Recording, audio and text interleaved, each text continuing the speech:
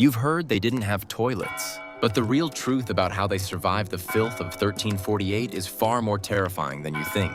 By the end of this video, you will understand why the wealthiest men in England kept their most expensive clothes inside their toilet, not by accident, on purpose, and why it was considered the smartest thing they could do.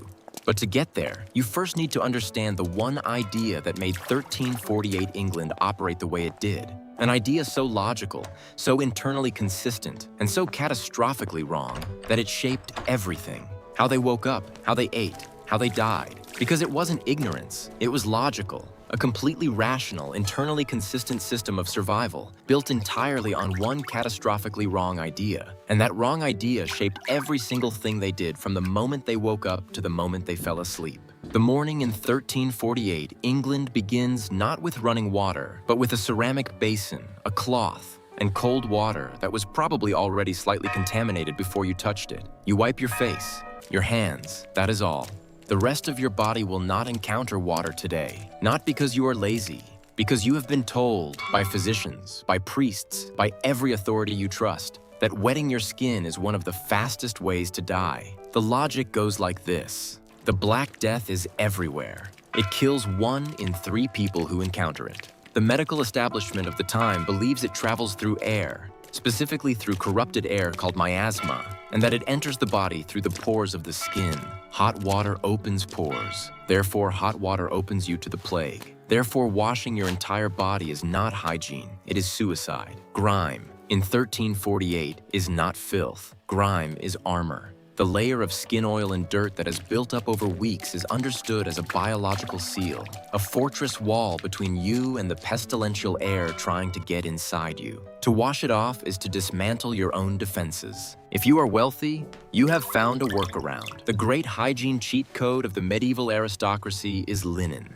Specifically, a fine white linen undershirt changed 3 or 4 times a day. The theory, accepted as medical fact, is that high-quality linen acts as a biological sponge. As you move through the day, the fabric draws the impurities and toxins out through the skin and locks them into the cloth. Change the shirt and you have, in theory, cleaned yourself without ever touching water. This belief is so thoroughly accepted that the visible edge of a clean white linen cuff above a sleeve becomes a class signal. It tells everyone around you that you can afford to be clean without bathing. The shirt is not fashionable. The shirt is performing the function that soap would perform in a different century, in a different world with different science. Your teeth tell a different story entirely. There is no toothbrush. There is a rough cloth dipped in a mixture of ground salt, powdered bone, and dried herbs, which you use to scrub your teeth with an abrasiveness that removes decay and enamel with roughly equal enthusiasm. When a tooth turns bad, and they do, frequently, on a diet of coarse bread and whatever else this century provides, the cause is diagnosed as a toothworm boring into the root from inside. The treatment is extraction. A barber surgeon with pliers and no anesthesia. The smile of 1348 England is not something anyone displays without reason. The air around everyone in 1348 carries information. Heavy musk, rosewater, clove oil, dried herbs, applied not for pleasure, but for protection. The myasma theory means that pleasant smells are understood as a physical barrier against pestilential air. Perfume is not vanity in 1348. It is medicine. A physician walking through a plague ward holds a bouquet of herbs directly under his nose the entire time, believing that the fragrance is filtering the air he breathes. The wealthy spend extraordinary amounts on aromatic substances for exactly this reason. Smell is the primary information system of this world. It tells you where the markets are, where the sick are, where the wealth is, and it is also, they believe, the mechanism by which disease travels and can be stopped. Now step into the castle. The toilet here is called a garderobe, a word that translates euphemistically as wardrobe. It is a stone seat with a hole cut through it, positioned to protrude from the castle wall over a cesspit or a moat far below. No water, no flush. Gravity moves everything downward, where it accumulates across seasons into something that, in summer, produces an updraft potent enough to make eyes water from 20 feet away. Here is the detail that changes how you understand medieval life. The nobleman's finest velvet robes, the most expensive clothes he owns, are hung inside the garderobe chamber deliberately. The ammonia fumes rising from below are strong enough to kill the fleas and moths that would otherwise destroy the fabric. The toilet is the fumigation room. The most valuable objects in the castle are stored in the place that smells worst, because the smell is doing something useful. Leave the castle and walk into London. The city of 1348 is not a place you see and then smell.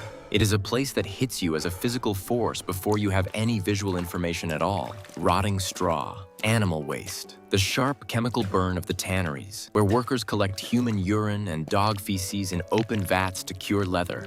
A process that has been happening in this city for generations in full view and full smell of everyone who passes. The common people have no guardrobe. They have wooden buckets that are emptied into backyard pits that fill faster than they can be dug, or simply tipped into the open gutter running down the center of every street. The pigs that roam freely through the city are not an accident. They are a sanitation strategy, living garbage disposals consuming the food waste thrown from windows, solving one problem while producing another, their own droppings adding to the layer of muck that coats every cobblestone. The cesspits beneath the city fill constantly. Emptying them is a profession, one of the most dangerous in England. The men who do this work are called gong farmers, and by law they are permitted to operate only between the hours of 9 at night and 5 in the morning. Not because their work is shameful, though polite society treats it as such, but because the sight and smell of it during daylight hours would make the city ungovernable. They descend into the pits physically, waist deep in what the city has produced, shoveling waste by hand into carts that carry it outside the walls. The fumes in an enclosed cesspit can kill a man in minutes. Gong farmers die in the pits regularly. Their profession is, without exaggeration, the reason the city does not collapse into an epidemic faster than it already does. Every layer of filth in 1348 London produced its own economy. The gong farmers, the muckrakers scraping streets at dawn, the perfumers sell protection from myasma, the tanners turn the city's waste into leather. The filth was not just a problem, it was a livelihood for an entire underclass whose existence depended on the filth never being completely solved. The question that every modern person eventually asks about 1348 is the toilet paper question. The answer is moss, broad leaves, hay, straw, scraps of wool if you are wealthy enough to sacrifice fabric for comfort. The Romans had invented something better, a sponge on a stick soaked in vinegar, kept in a communal holder for shared use. But that technology had been lost for centuries. What replaced it is harsher, less effective, and leaves the hands in a state that medieval medical science does not understand is dangerous. Because medieval medical science does not know that hands transmit disease. The result is a biological feedback loop that runs through the entire population of 1348 without exception. Because wiping is incomplete and hands are never properly cleaned, intestinal parasites circulate continuously through every community in England. Not occasionally, not among the poor, among everyone. The blacksmith carries worms, the bishop carries worms.